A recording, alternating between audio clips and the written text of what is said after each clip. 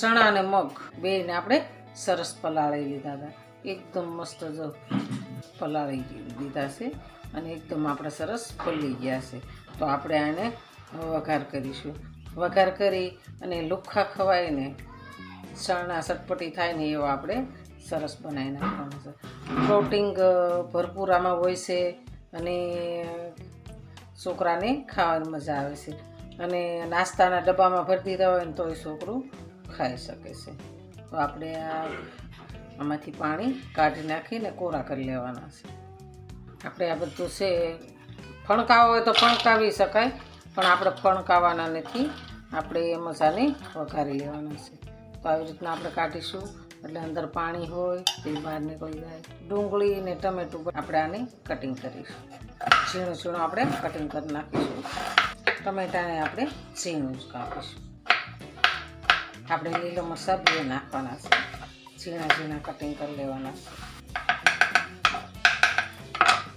થોડોક આપણે આદુનો ટુકડો છીણીને નાખવાનો છે. તો આપણે આદુના ટુકડાને કટિંગ કરીને એની સાલ ઉતારી લેવાની છે. અને આપણે લીલા ધાણાને કટિંગ કરી લીધા છે. આપણે લીલા ધાણા પછી ઉપર નાખીશું. તો હવે આપણે વઘાર કરીશું. આપણે લોહીયું લેવાનું છે. ચાલુ કરીશું. થોડુંક આપણે અડધી ચમચી જીરું નાખીશું. આપણે એની અંદર હિંગ નાખીશું. આપણે એની અંદર મીઠા લીમડાનું તેલ નાખીશું. અને પછી આપણે આ લીલું મરચું કટિંગ કરીશું એના અંદર આપણે એડ કરી દઈશું. આદુનો ટુકડો છે એને આપણે થોડોક સીણી નાખી દઈશું. આપણે હવે આ ચણા અને મગ છે એડ કરી દઈશું. હળદર નાખીશું, ધાણા જીરું, સ્વાદ પ્રમાણે મીઠું, પ્રમાણે થોડુંક ખાંડ. સ્વાદ આવે છે અને ખાવાની મજા આવે. 2 મિનિટ માટે આપણે ઢાંકી દઈશું. આપણે 2 મિનિટ થઈ ગઈ છે. વાહ, એકદમ કૂક થઈ ગયા છે.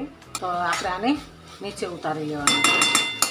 એક બાઉલમાં એડ કરી દઈશું. તમે આવી રીતના બનાવીને ખાશો ને એટલે બહુ મજા આવશે ખાવાની.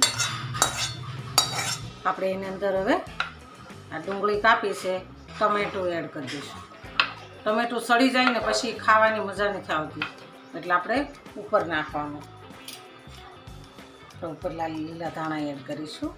આપણી એકદમ મગ અને ચણા ચટપટી બનાવી છે તો સરસ તૈયાર થઈ ગઈ છે.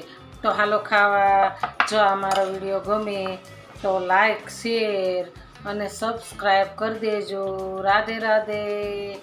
એકદમ મસ્ત સુગંધ આવે છે. હાલો ખાવા.